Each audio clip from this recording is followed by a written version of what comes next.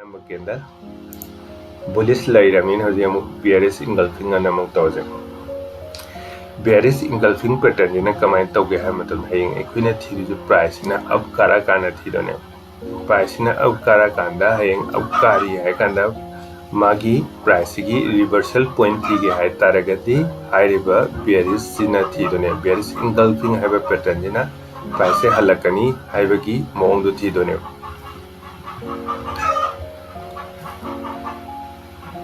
Number 1 point I kari daka lagi hai matamda hayeng I bearish engulfing ge hek lakhe tadi chungkara magadi green na pura kadane price green ji na proper matamda magi next man engulf taw kada engulfing taw kada candle je karemba oi kada ge hai matamda matak kari ngai da halak tore hai gadi red ki candle achaw ama tholak na upana na kane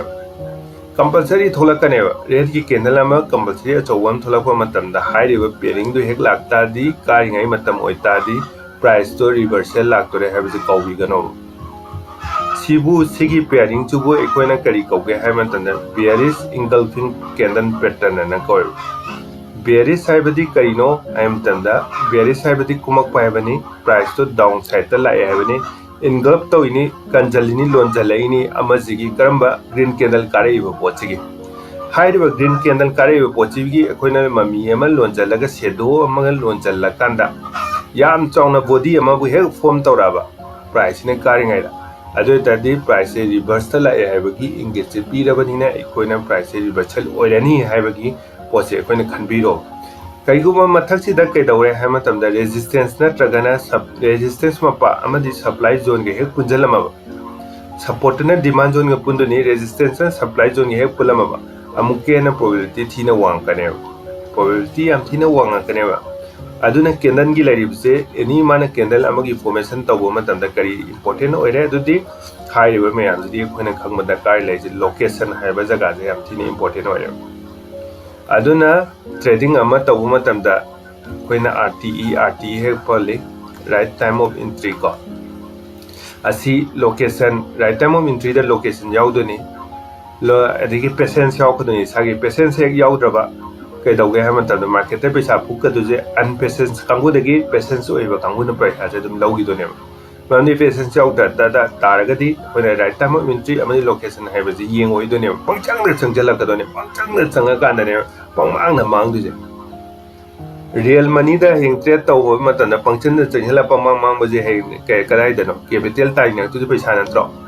paisa ji sagat da wa ba jaga ni ai ri wa jaga je sida da ne ma tai na ka duje aduna kauwe deva ngaibam sangi candle pattern ji tapna khangge agadi 1 day time frame da yangi thingna bre yengbiro back test taw kaubi gano back test yari makai taw biyo back test hek tawringi magi afaba phattaba kachin koya loina urakani haije sima kaugano adui target di haiba pattern je hojik la abada ikhoina price kari ngai da green ji hek mathang da red achaw mana magi sedogi magi up amade high the body in heck chong lan thoraba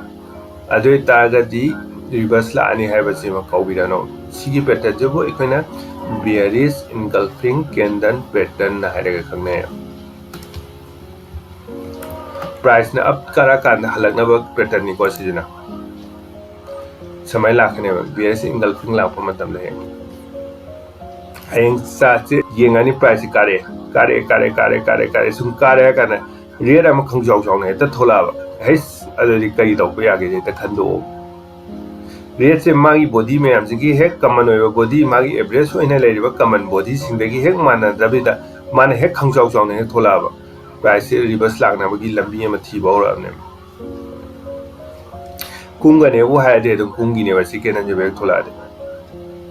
aduna any time frame khudi makta haiba asuma pattern je be thingnaraba price reverse lakani haiba asigi ingit je dum khangbiro adu tadi work phajan tawrane asibu ekoina kai kauge haman tamda bearish engulfing haigre ko aduna bullish sama tambal ore bearish sama khangdok pal ore koina haiba ani sigi kenan mathau je amana price coming ai da taw mathau ko amana sigi bullish na price coming ai da taw mathau red amal ore kana green amana inarakba aduju achowa mathang da mu bearish engulfing la ka gana green ama loya kana body achauba red ama na inarapa